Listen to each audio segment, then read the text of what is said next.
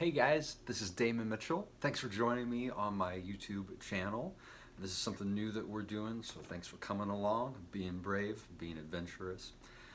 So I mentioned in the introductory video to my YouTube channel that we're going to be talking about music history. I feel like it's a very, almost like a calling on my life to be part of preserving music history. And one thing that I wanted to do that was to do different kind of segmented like music or YouTube videos about music history and people that have been very integral, but maybe not sometimes at the forefront of historical moments in music. So on this first episode, we're actually going to talk about a guy named Charlie McCoy, who I have had the privilege to work with. He worked with me on the Elise record on the song License Plate. This is Elise. Charlie plays on this. Charlie's on this. But that's not Charlie. That's Elise. Charlie.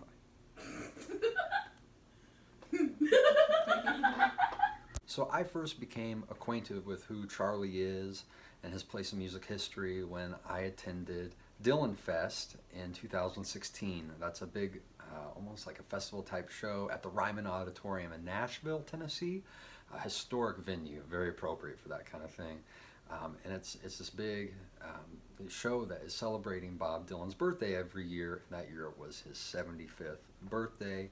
People like Emmylou Harris were there, Boz Scaggs, and these great artists, these historic artists in their own right, were doing their own version of Bob Dylan's songs, putting their own twists on it, doing collaborations with each other on stage. It was really cool. But Charlie McCoy was there, and he was playing with different artists all throughout the night. And he was there not only to celebrate Bob's birthday, but he was there because he had played with Bob on albums like Highway 61 Revisited and Blonde on Blonde. And I remember just being so taken with his talent and the way he painted the picture of each song with his playing. It was just amazing. Little did I know that a couple years later I'd get to work with him on one of my own songs, like I mentioned, and I have since had the chance, before he recorded License Plate, to meet up with him at the Grand Ole Opry, backstage at the Opry one night in May of 2018, and talk with him for a minute and kind of get to pick his brain and meet him. And he is such a nice man on top of that, but he has been part of so many historic records, so many historic recordings. He was part of Bobby Vinton's Blue Velvet. Heineken! You drink Heineken?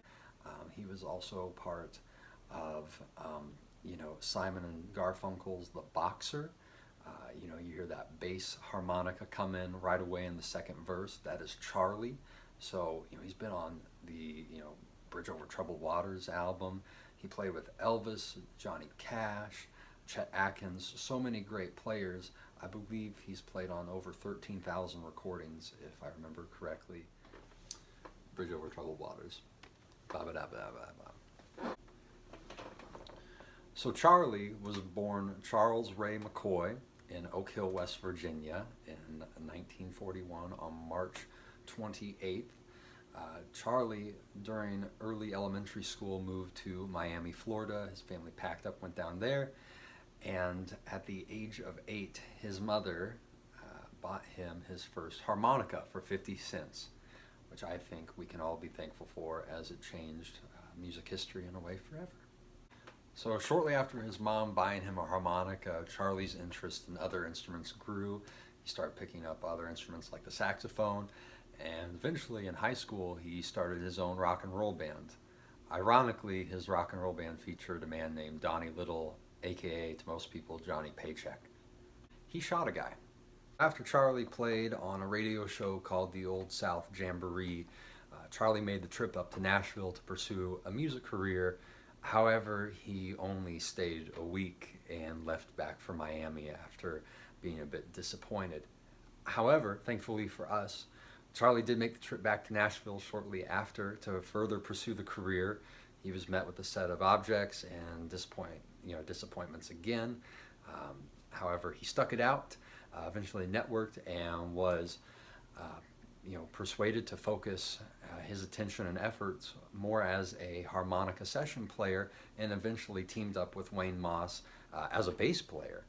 Now Wayne is also a great bass player, and he's currently the owner of Cinderella Studios, which is actually where Charlie recorded the harmonica part at for License Plate last year. However, jumping forward a bit in Charlie's career, he finally meets Chet Atkins. He gets his big break. He starts playing with people like Chet, Roy Orbison, Elvis Presley, so on, and he becomes a part of music history. However, one integral part is his work on Bob Dylan's discography. So while Charlie's known primarily as a harmonica player, what he contributed to Dylan's work is primarily guitar and other instruments. You can hear him playing guitar on Highway 61 Revisited. You can hear him playing a lot of different things on Blonde on Blonde. Charlie has actually said that he looks at playing music for other artists as being part of, painting a picture. And that's ironic because Dylan said that Highway 61 Revisited was the closest thing he ever got to sounding like what he heard in his head. So I think Charlie and the rest of the team did a pretty good job. But Charlie went on to play with a bunch of other artists, still plays a ton. You can still catch him at the Grand Ole Opry very often, every year. And I would highly recommend checking him out. Checking out a little more about Charlie, watching some of the videos on YouTube of him. He does an incredible version of Orange Blossom Special and the Old Grey Whistle Test. So check it out. Let me know what you think of him. Let me know of our other harmonica players that you like. I'm sure there are some other great ones out there that I've never heard of. So thank you guys for joining me on the first music history video that we're doing here on the new YouTube channel. Make sure to subscribe, share it with your friends, comment, tell me your thoughts. However, I would also recommend you go to my Facebook page, that's The Damon Mitchell, also Instagram, again, The Damon Mitchell, and Twitter, _Damon Mitchell. Feel free to engage with me on any of those platforms. Hit me up with any messages, any topics you'd like to see me cover, any questions on songs. Also, check out the new record Elise that I just put out. Let me know if you would like maybe a tutorial on how to play one of the songs or stories behind the songs that you'd like to hear. And keep rocking and rolling. Hope to see you soon.